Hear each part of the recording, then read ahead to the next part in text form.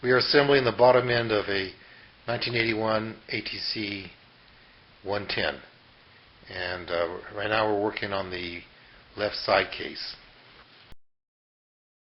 We're going to start off by assembling the parts that go under that left side case, and the first one will be the cam chain tensioner, cam chain, and then the front sprocket. After those are on, we'll install the left side cover. Then we'll install the Magneto. And finally the Subtransmission, the high-low gears.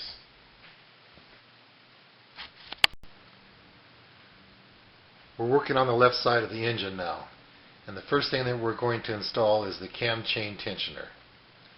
Okay, I have it laid out here on the table the same way it would be in the engine. Here's the cam chain. And this end is wrapped around the crankshaft, and this end will be wrapped around your cam sprocket.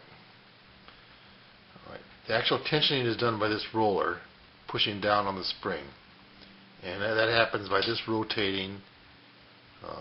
This is rotated because this rod here, the rod has a plastic end, and you don't normally take it off, but the plastic end will go in here. Okay, the rod will push up against this little tab on the end, and it's pushed by these two springs. You'll see one of the springs is wound a little, it has finer wire on it, and it's a little bit longer. That one will go into the shaft first. Push this rod first.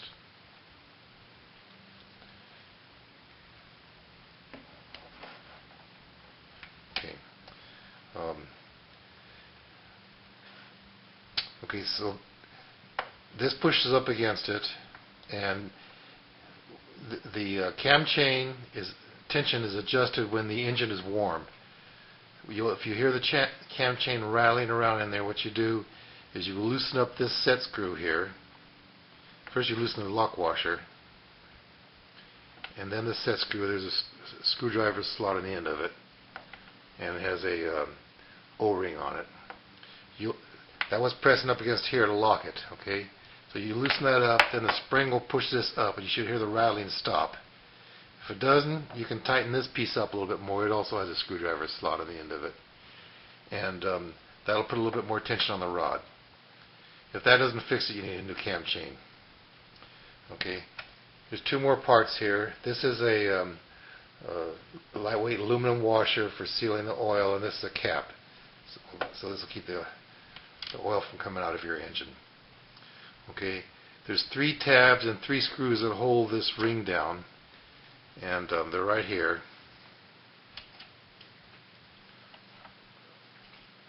Okay, you'll see one of them is a little bit different, and it goes up here in the like around 9 or 10 o'clock on in the engine, and the other 2 are the same. The rounded end goes down.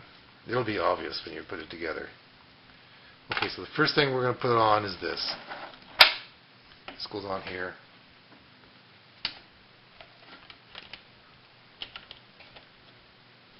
It just slides on. Okay, then we're going to screw it down with these 3 tabs.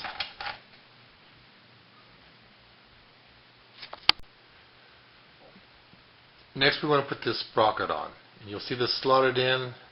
That'll go over the part that operates the oil pump, and you'll feel it slide over. If it doesn't go down enough, you turn a little bit and it'll go over. We're going to put this on and the cam chain.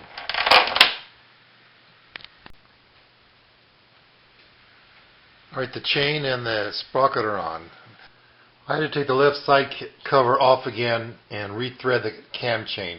It actually goes over this sprocket, and the rest of this video I was showing it going under the sprocket. So this is the way it's supposed to be. Put it under there, the cam chain will be too short. What you want to make sure is that the sprocket lines up with the sprocket on the crankshaft.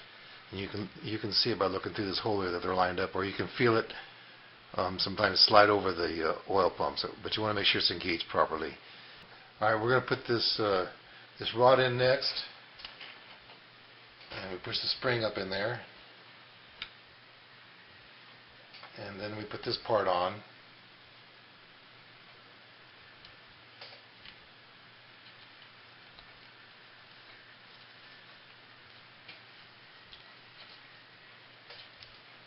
And then this washer and this cap go on. Alright, next we put this screw in here and the lock nut, and that'll be it for the cam chain tensioner. Okay, it just occurred to me that this cam chain tensioner is down all the way because there's nothing putting up any resistance against it. And this way we may not be able to get the camshaft on. So we're going to have to loosen up this lock nut and back this rod off a bit, and then tighten it back up again until after we get the head on and everything, and then we can let it tighten back up again.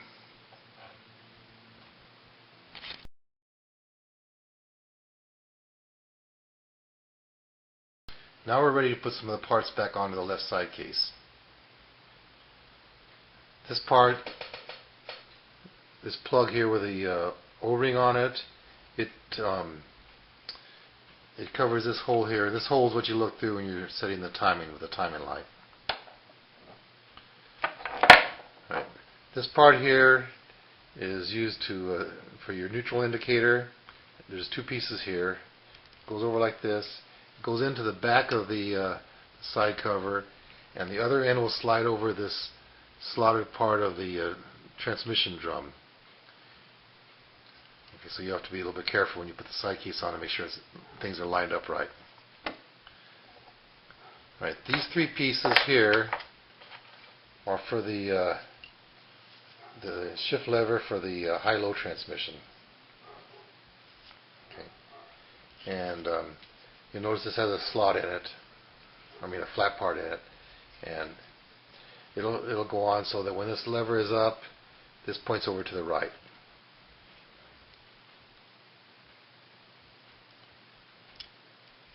Okay, and then there's a clip that holds it on. Okay, we'll put the pieces on now, and then a gasket, and slide the side cover on.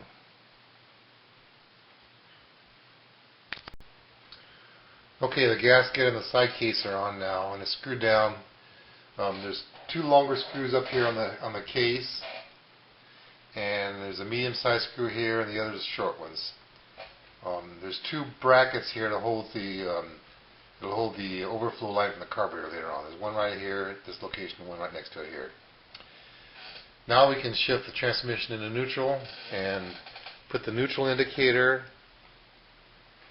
and the retaining clip, E-clip, on.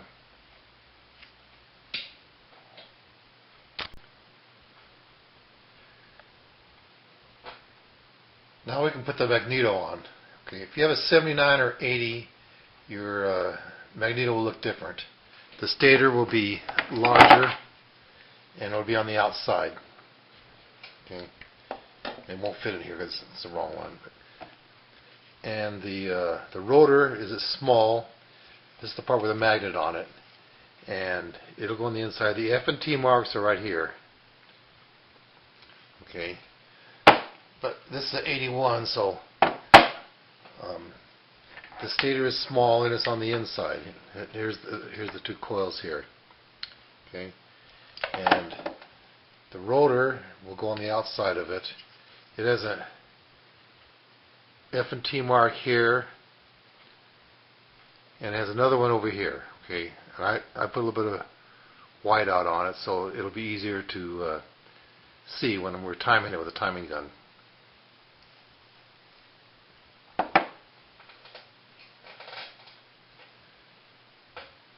It's two bolts that hold this on. And I kept them in here so I wouldn't lose them. Alright, when we put this on, there's also a clamp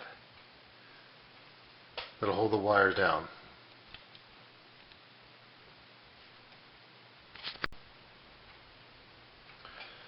Now install the rotor, and you'll notice there's a slot in here. There's also a slot on the crankshaft, And in that slot there's a woodruff key. It's right there. So this will have to line up on the woodruff key. That'll get it in the right place. Make sure there's nothing stuck on the inside. They're real strong magnets. That could really do some damage.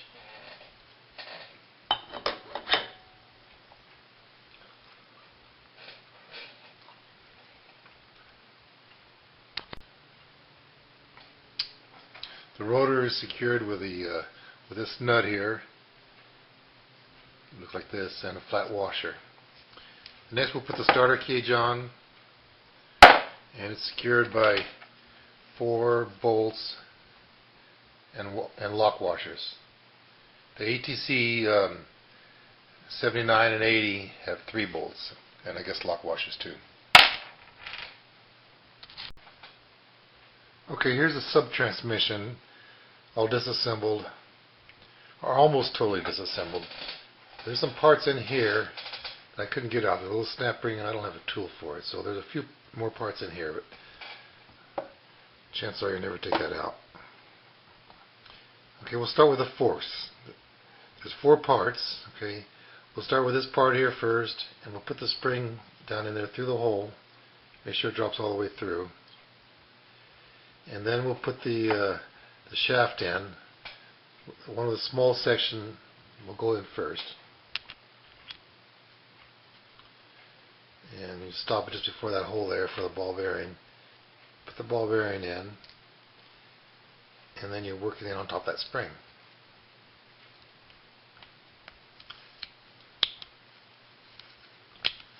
Okay. We've assembled the shift fork. Now we'll start installing the transmission into the case. We'll start off with this largest gear here,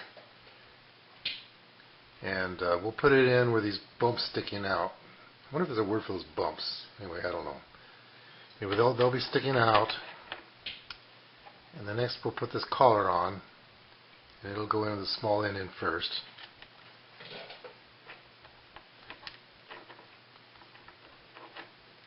Put it all the way in. Then this washer with the splines in the middle.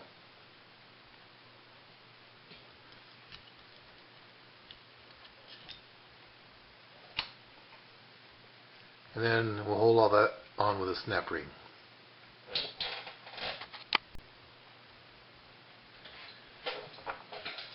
Next we'll install this shaft, one with a pin on the end of it, and make sure it goes into that little slot in the case. Then one of the flat washers, real thin washers. Okay, now the next 3 pieces: shift fork, this gear, and this part that has the 2 gears on it, will kind of be worked in together.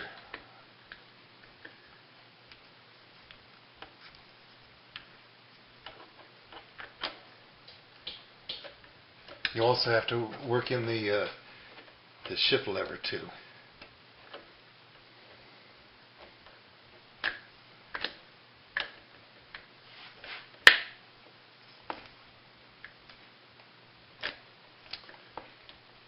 Okay, and then you can put this real thin washer, or the other one, on the end of this shaft. Now we'll put the bearing into the cover. Here's the bearing. And install the washer in the cover, and that will be it for this side.